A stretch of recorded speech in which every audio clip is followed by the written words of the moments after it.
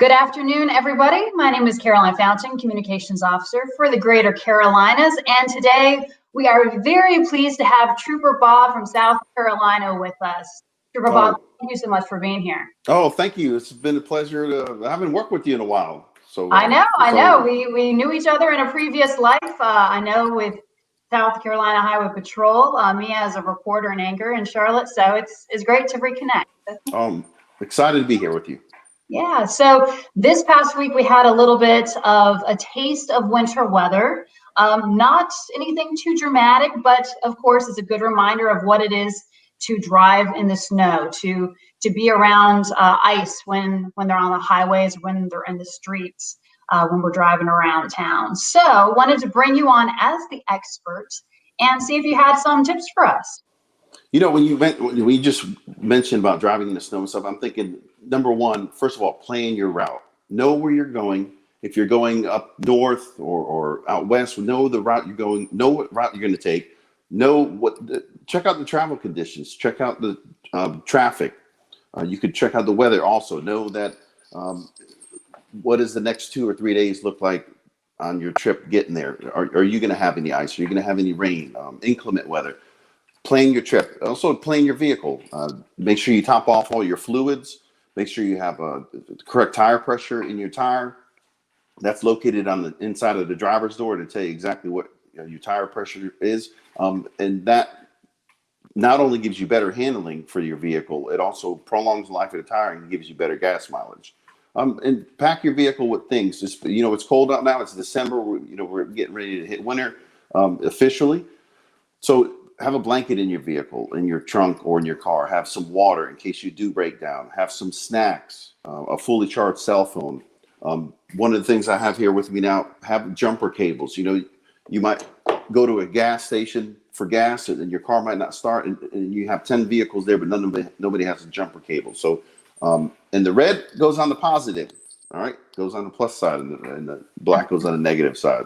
So, and one more thing, Caroline, is a spare tire. I can't tell you how many times as a trooper, when I worked the road, I stopped to help somebody change the tire and people either had no spare tire. I know some of the high performance vehicles today don't have a spare tire, but majority of the cars out there do. Either it's a donut or a full size spare. So some of the folks out there, they didn't have they took a rim from another car they had when they bought a used car and put it in the trunk, or it didn't have any air in it. So it's a good thing to do is make sure you have the correct air pressure in your spare tire. Make sure it's inflated.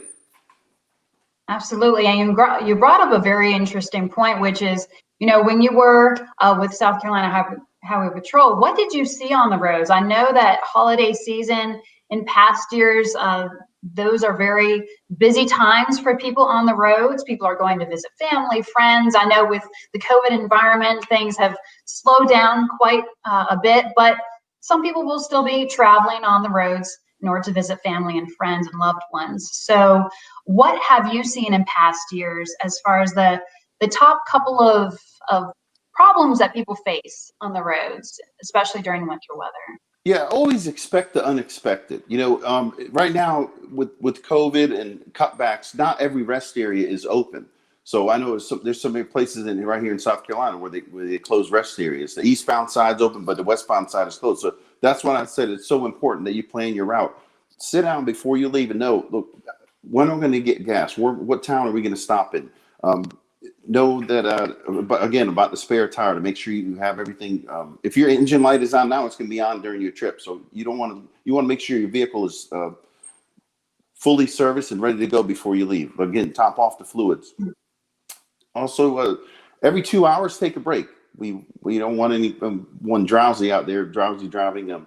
Stay away from sugary drinks. That only promotes fatigue. Drink water, but stay alert. If you are getting tired, then stop, in a well-lit area and get out and stretch and walk around and so forth before you start continuing on your trip. But I want to tell you, in South Carolina, if you see someone that's broken down, or if you break down, dial star HP, star 47. It's a free call. It goes right to the local highway patrol dispatch, and they can get help out to you. And know where you are. I can't tell you how many times dispatch has called me when I would work the road and said, "Hey, this person's broken down on I-95 or I-26." Well, that's 200-300 miles of interstate to our state. So, well, they remember going through Columbia an hour ago. Well, that's all right. So now we got 5 counties of troopers looking for you. So just so you don't have any delay of help getting to you, plan ahead, know what area you just passed and know what town is coming up or a mile marker. So if you are driving, it's so important to know that, especially in these rural areas. Absolutely. Or what exit did you just pass? What was the last exit? Yeah, for Right. sure. Absolutely. Now, we haven't had much on the roads yet this year, but what has been your experience in driving in the snow, in driving on ice? What are some techniques that people can kind of keep in mind when they're faced with those situations, especially here in the South? A lot of times, because it is so infrequent, we not necessarily know how to drive in the snow or drive when it's slick ice there on the highway. Right. Well, one of the things is braking. Majority of the vehicles today have anti-lock brakes. So if you're going to stop, you need to press on the brake as hard as you can, and your brake will pulsate. But that means your vehicle's working. The brakes are working. If you have some an older vehicle, you'll have to pump. You have to pump your brakes to stop, but not skid. If your vehicle does start to slide, if it slides to the left, you want to steer your vehicle into the direction your vehicle's sliding. If it slides to the left, you want to steer to the left, but stay off the brake. And when your vehicle straightens up, only then apply the brake. But hold your steering wheel firmly, regardless of which direction it's sliding. So you don't want to overcorrect. If your vehicle runs off the roadway, you want to again hold your steering wheel firmly, stay off the brake, slowly bring your vehicle back on the roadway, and only when you're on the roadway going straight do you apply the brake. If not, it's not going to be a good outcome. That's for sure.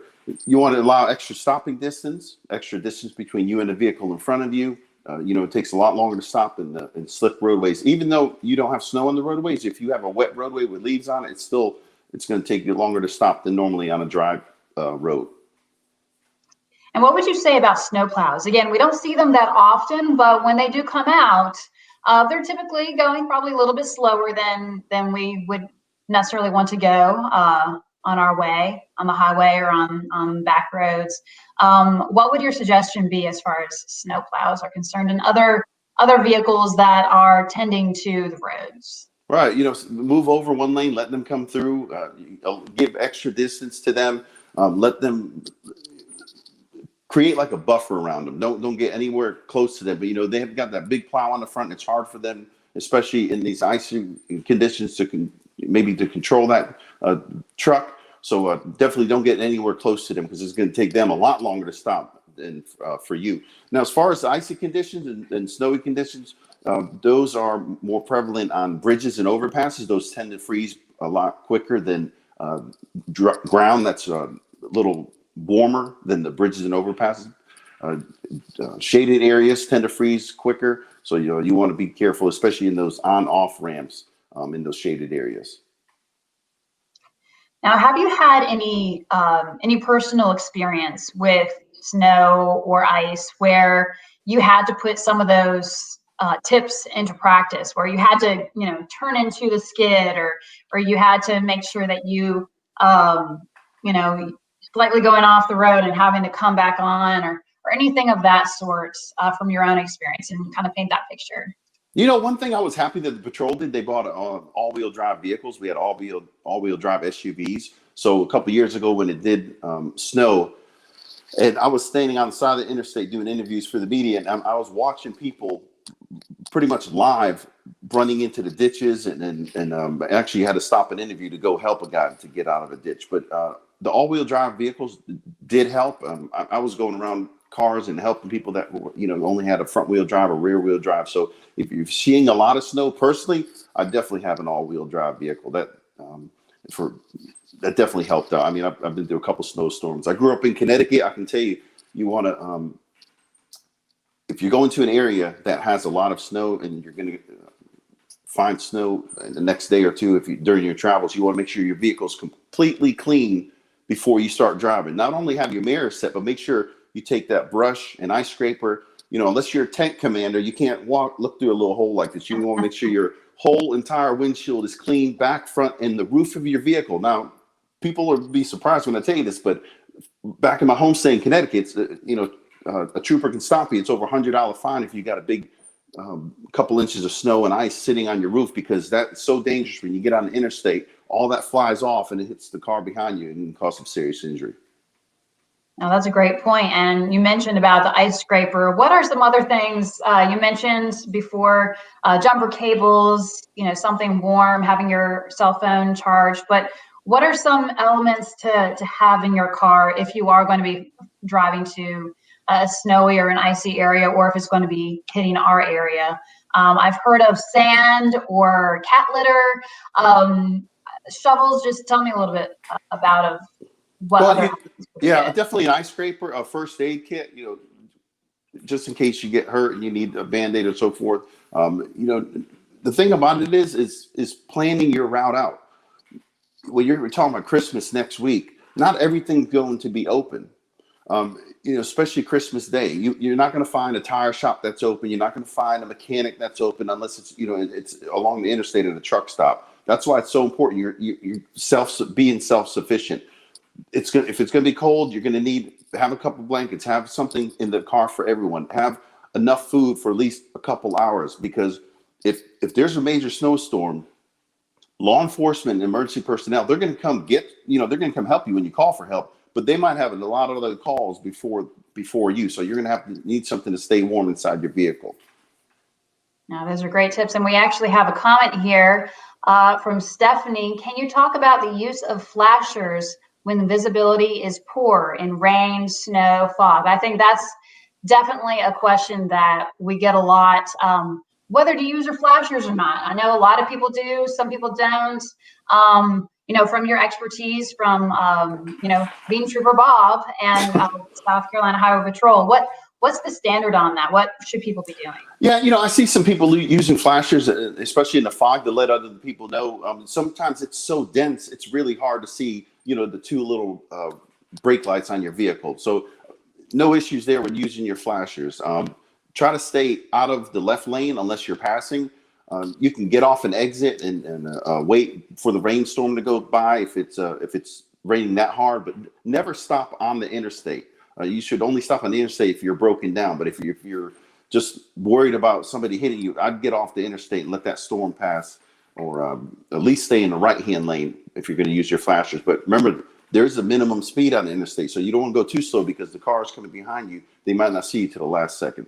So if you're really that scared, it's the best thing to get off the interstate and just go get something to eat, hit a drive-through real quick, and maybe take a bathroom break, but don't stay on the interstate if you're really that upset about it. Well, thank you so much, Trooper Bob. Is there anything else that you would like to wrap up with? Any other tips? I know that you've had personal experience working with the Red Cross in the past, so anything that you would like to highlight on that? Yeah, two things. Number one, please don't drink and drive out there. I know it's the holidays. I know you want to celebrate if you're celebrating at home with your family, but don't get behind the wheel, please. It's so tragic when you have to when you lose a life, and law enforcement and emergency personnel have to go to that family's house and knock on their door. Especially every day is a tragic day, but especially during the holidays, to let them know that someone's not coming home, and obviously it'll change your life forever. I know every house I've ever been to. But as far as the Red Cross, you guys do a great job out there. I had the opportunity to work with you, especially the last couple storms that hit Charleston, the last couple hurricanes and tropical storms over the years. And I'll tell you, I went to the lunch line there at the Emergency Operations Center, and there was the Red Cross that had 3 warm meals for us for breakfast, lunch, and dinner. And it was so nice to see you guys. And regardless of the weather outside, you always had a warm meal for the emergency first responders, emergency workers there inside. And, we see you at fire scenes helping folks, whether it's getting hotel rooms or bringing blankets out to the scene and keeping them warm so you can get them some help. But if anyone watching this right now wants to donate to a charitable cause, it's definitely, I would definitely recommend the Red Cross, because they are the folks that you see helping folks that you really don't see visually, but they're out there, and you're always there at any time of need. So I certainly would recommend that. Well, thank you so much. I truly appreciate that. And for anyone who does want to give with meaning this holiday season, you can just go to our website, redcross.org. You can find all the information that you need right there. And that is our holiday campaign using hashtag give with meaning. So thank you so much, Trooper Bob, for your time. Thank you so much to everyone who's watching. And I hope that everyone has a wonderful holiday season. And we will see you back here in 2021. Happy holidays. Merry Christmas. Thank you.